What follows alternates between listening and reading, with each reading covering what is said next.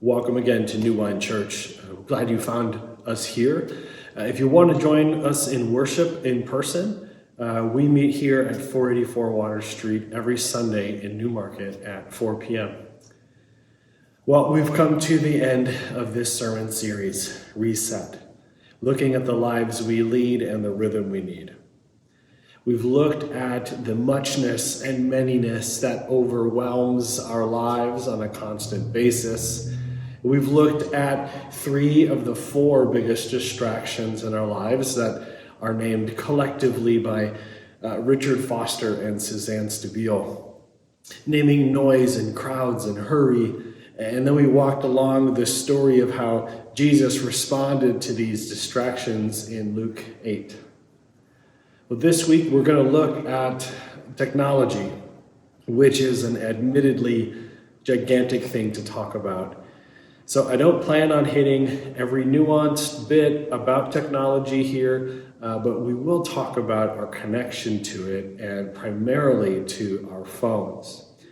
We'll talk about the effects that these devices have on us, our responses to them, and look at this revolutionary thought and radical invitation from God that has truly always been there. So it's no secret that our lives have changed drastically since the genesis of the internet, for those of us who remember it being born. And it's no secret that our lives have changed drastically since the introduction of the smartphone. So these phones have become not only part of our lives, but an extension of ourselves, right? It's a device that connects us, but projects, and it keeps us in the know and also helps us hide. For much of what it offers, right? It's very helpful. I don't need to convince you of why and how, we already know. But the truth is, so much of everything else we do, even down to our jobs, is now reliant on us having access to a smartphone. Like, how sunk would we be without it? Even for a day. Last week I was in the basement of the Magna Center, one of our community centers here in Newmarket, and I was down there for about an hour and a half. And I didn't realize until I left that I had no service on my phone while in the basement. So I had several missed calls and texts wondering where I was and why I wasn't answering, right? 90 minutes. Well, I read a great article online about the detrimental effects of technology. I hear the irony. But much of what I'm about to share with you, you already know, right? But it's worth naming, it's worth saying it again, and perhaps something new will land for you this time hearing it. So this article, which is from the medical community, stated that our phones in particular have caused changes in our brain's chemistry. And here's how they've changed. One of the ways they've changed is this surge of FOMO. You know this, the fear of missing out. Since we can always see greener pastures, like through social media, or even just through something online, like there's always something that we think could be better, and we're not experiencing it. Smartphones have reduced our cognitive capacity. Okay, a study showed a decrease in working memory due to the reliance on smartphones.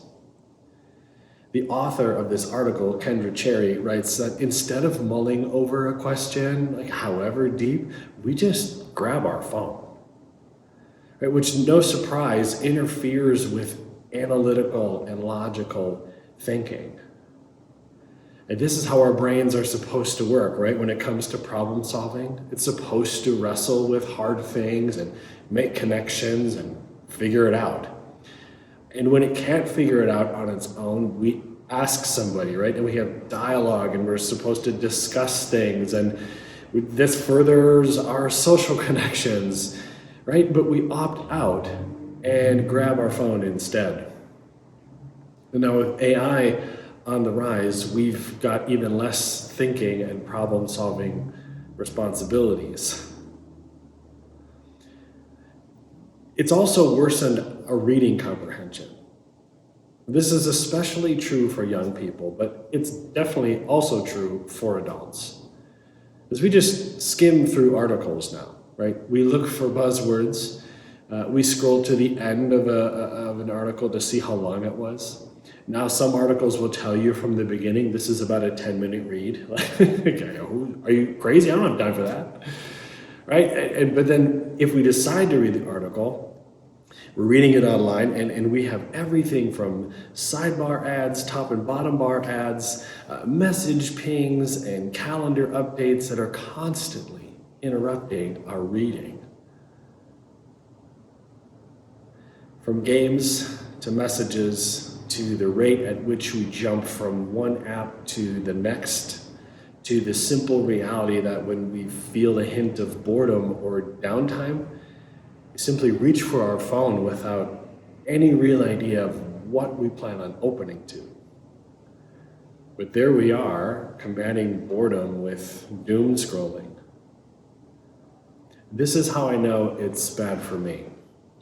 Like if I'm talking to someone, like my wife, and she has to take a call or needs to leave the room for just a moment and we take a break in the conversation, right? And I reach for my phone, just instinctively, to fill the void while she's away. That's when I know I'm just feeding the craving and trying to avoid whatever thought might come. So more on that in a minute. But this brings me to the next issue. Our phones have also lowered our social and emotional skills. Right? Like reading comprehension, this is hitting our younger people harder who are still in developmental stages of self-regulation and thought processing. I'd be curious to ask someone who's worked in education for the last 10 years what they notice, what they've seen. But still, this affects us as adults in ways that have caused us to regress. Take, for instance, the scene where you're at a large gathering, maybe a family gathering, and you find yourself no longer wanting to be there, right? Or you want to avoid a certain person or family member. We won't say who. And instead of finding other ways to cope, like aside from leaving, or mustering up the energy to just exchange niceties, right? We bury and busy ourselves with our phone, right? We just go here and we try and look extra focused and engaged with it, so it appears that what we're doing is really important and serious and can't be interrupted. Okay, one last one. Phones have also disrupted our sleep. This is also known as the blue light special. So ESPN ran an article back in 2015, actually, about the correlation between the rise of injuries in the NBA and the rise of smartphone use. What they found was several contributing factors, really. But the newest and perhaps most catalytic factor was the increased use of smartphones and tablets, and the fact that they give off this blue light, which now we're aware of because we have non-prescription glasses we can buy and wear to block the blue. Well, this light, this blue light, is actually what helps you stay awake or to wake up. And so if that's the case, then it's disrupting our sleep and then slows the physical recovery for these athletes, which in turn results in more injuries. So here's what the article's author said about it, Kendra Cherry. She writes, what the researchers discovered was that those who had an iPad on or a phone on before bedtime, they displayed a reduction in levels of melatonin, right? The hormone that increases through the evening and induces sleepiness. It also took these participants longer to fall asleep. And when they did, they experienced less REM sleep throughout the night. The culprit was the type of blue light that is given off by most mobile devices. So the cells at the back of the eyes contain a light-sensitive protein, and it picks up specific wavelengths of light. And these light-sensitive cells then send signals to the brain's clock, which regulates circadian rhythm, right? So typically, blue light peaks in the morning, and it signals our body to wake up for the day. Red light increases in the evening, signaling it's time to wind down and to go to bed. But by interrupting this natural cycle with the blue light emitted on mobile devices at night, the normal sleep-wake cycles are thrown out of whack. So these sleep interruptions end up hurting our brains and our mental health. And poor sleep is also associated with various mental health problems, including mood changes, stress, anxiety, depression, and brain fog. Our brains are coping with a lot, right? A lot already. Our brains, and therefore our mental and emotional capacities, are also coping with a lot. Because it's all a lot. Life is a complex thing. Our jobs are complex. It's important that we name it, right? Because the ease now at which our dopamine drips is sometimes all too easy. We want to run and hide and hit the pleasure center button.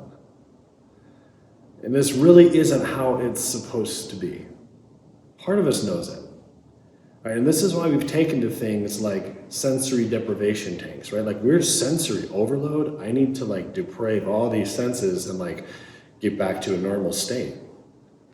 And although these are good, it can't serve the purpose of just resetting us so we can return to our crazy and overstimulated lives.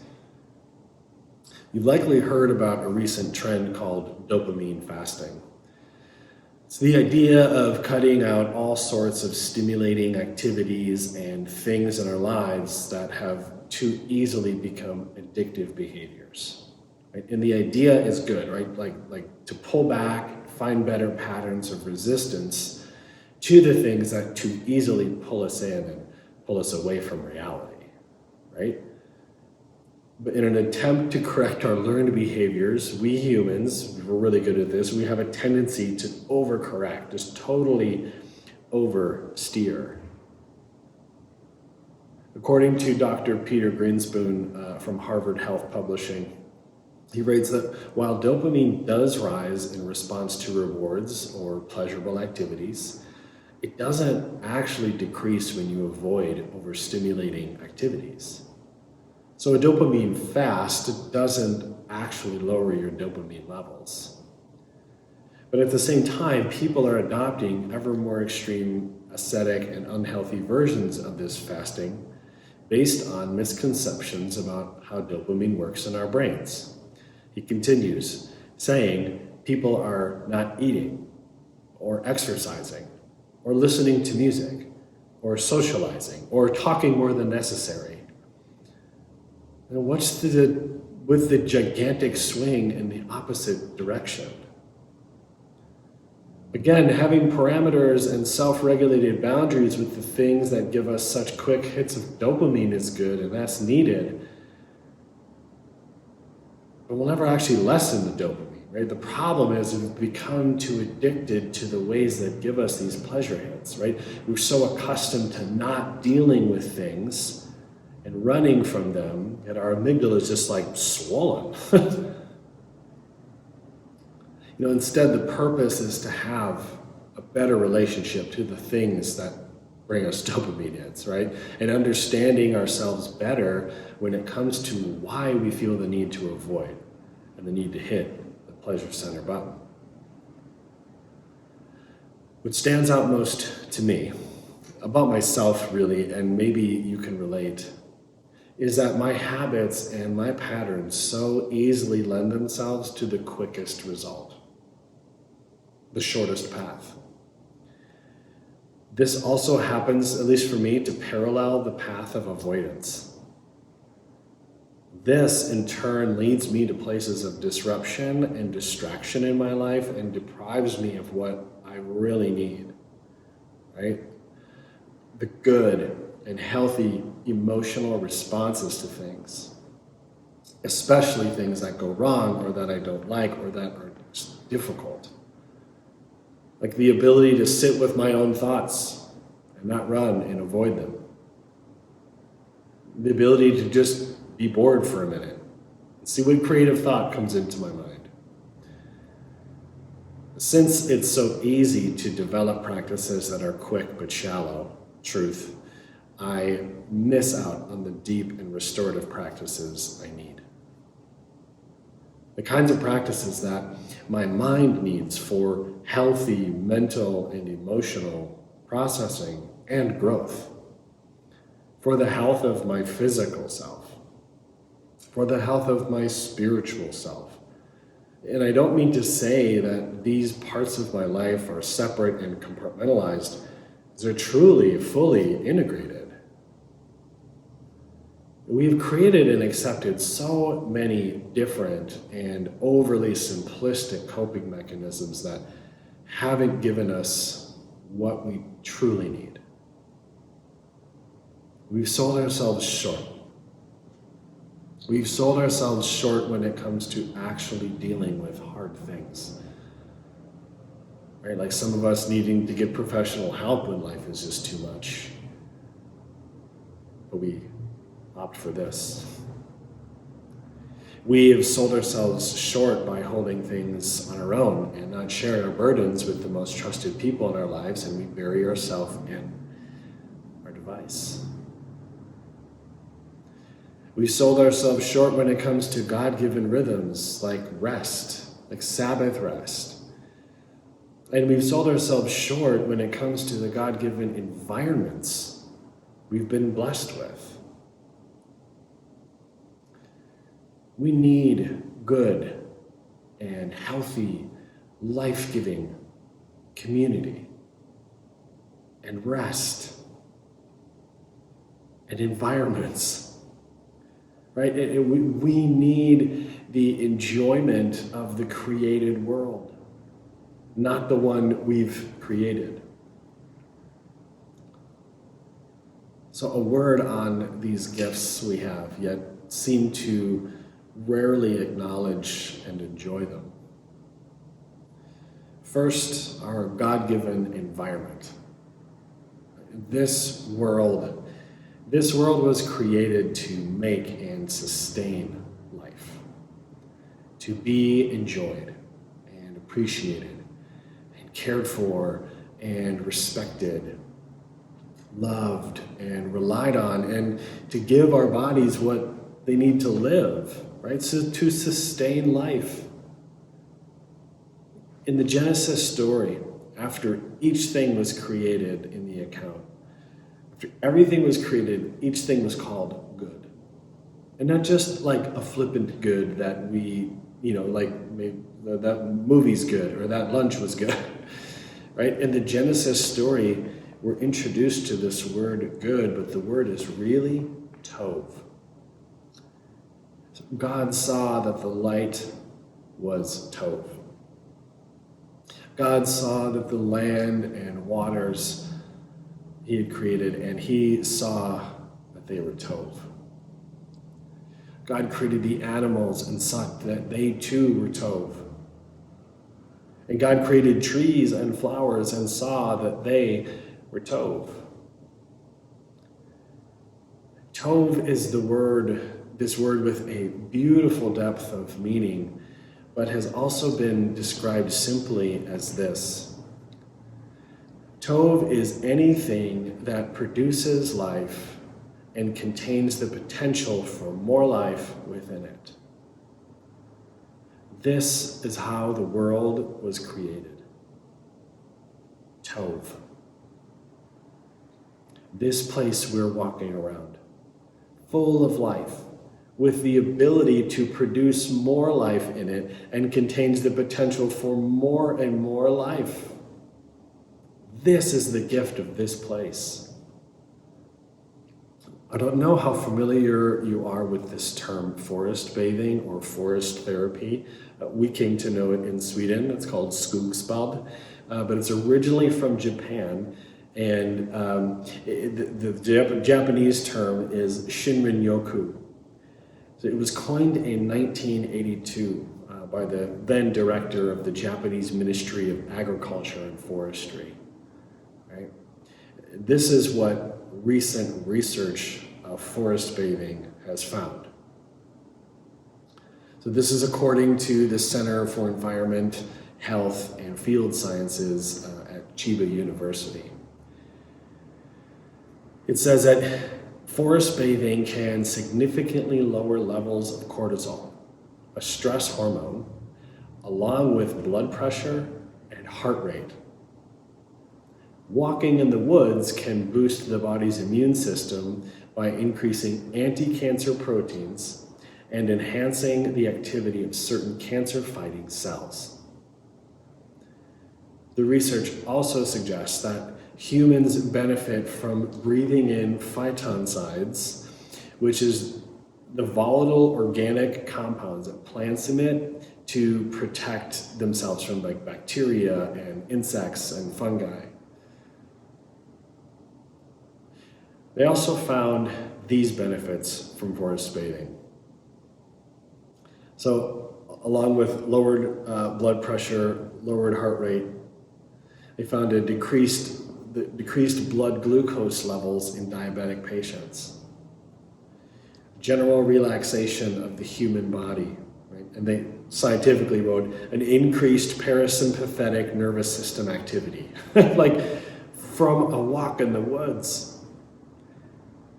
They also found a possible boost to the immune system, right? Reduced cortisol, stress hormone, is associated with an increased immune function.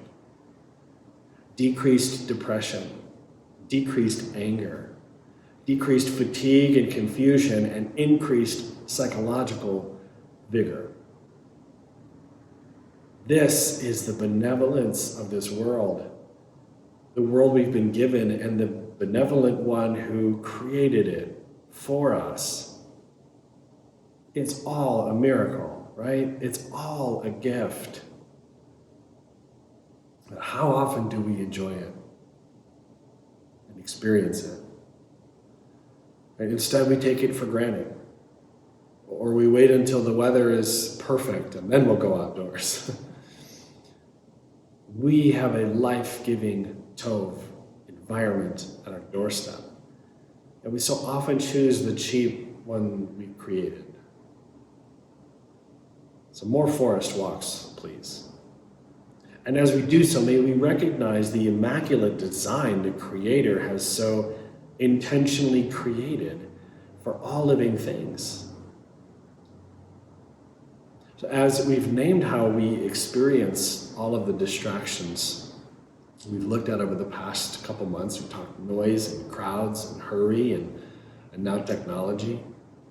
I don't know if you've noticed, but I've repeatedly named how exhausted we must be, right? And how it's really not so surprising when we start talking about it. And so what do we do with our exhaustion? Right? How often do we rest when we're exhausted? Because often we just refuel or we overfuel. We often just press on, and in the words of Roger Miller, right? We just knuckle down, buckle down, do it, right? We just keep trudging on until we break down or burn out, right? Like that's the path we've decided. Like that's how we'll know we've gone too far. And part of the whole Tov creation in the Genesis story is rest. God rests.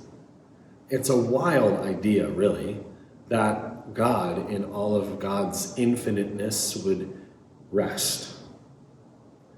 And it's not that God needed to rest. God chose to rest. God chose to stop, to appreciate, to watch, to enjoy, to love what he had created. And God loved that idea so much that God blessed it and made it a holy thing and and turned it into a gift for us. Right? But we often reject that gift. We have too much to do. We just can't afford to stop right now. So we grab for more.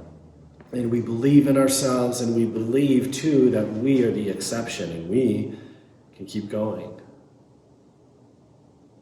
Yet even still, our bodies can only do so much until they shut down, right?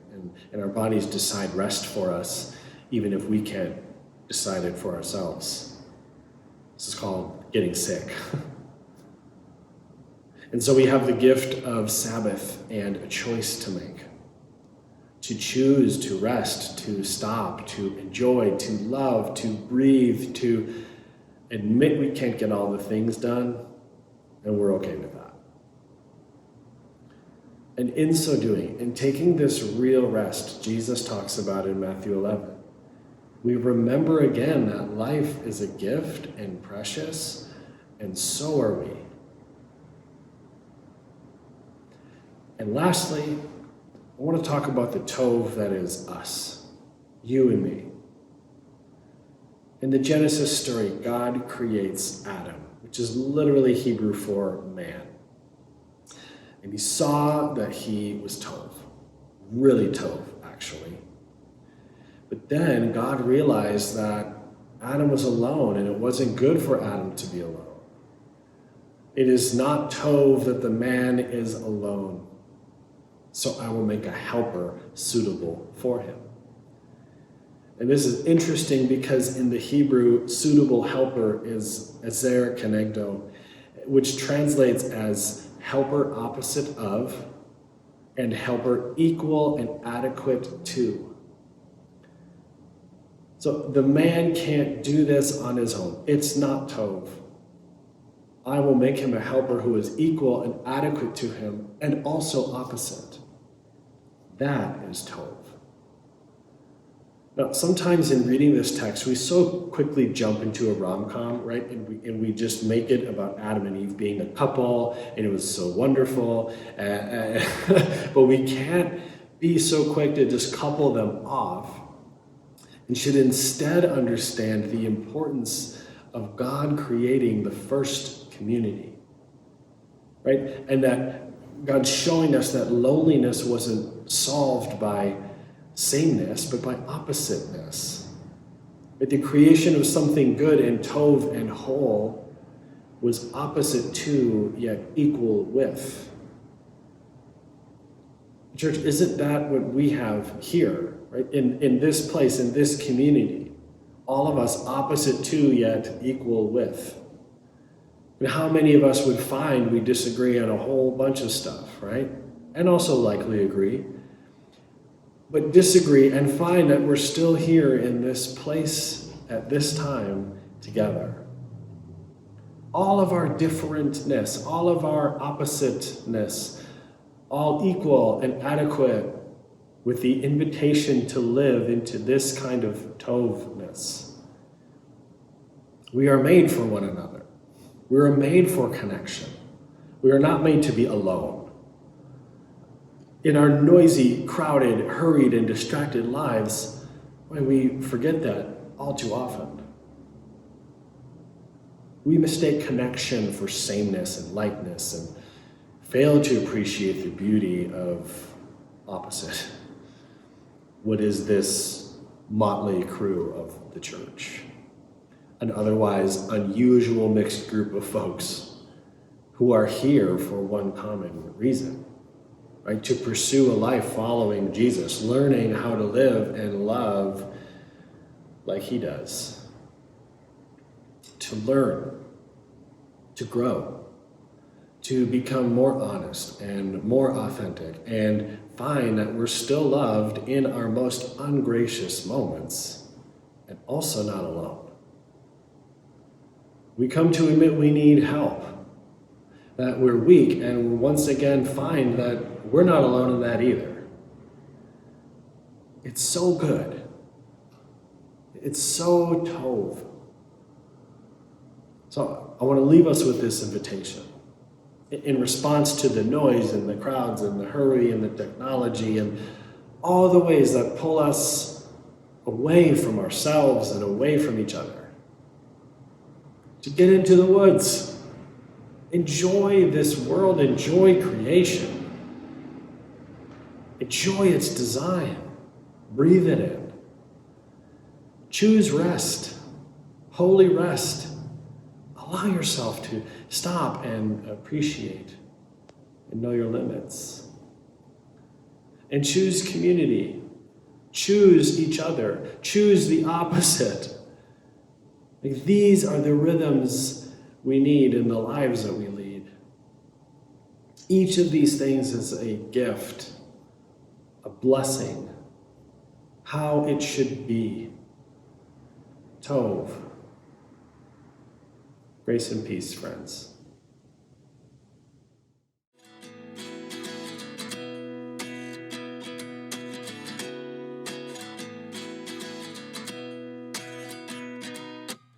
At 29 and I find myself wondering what did happen to the last 10. I ran away with my life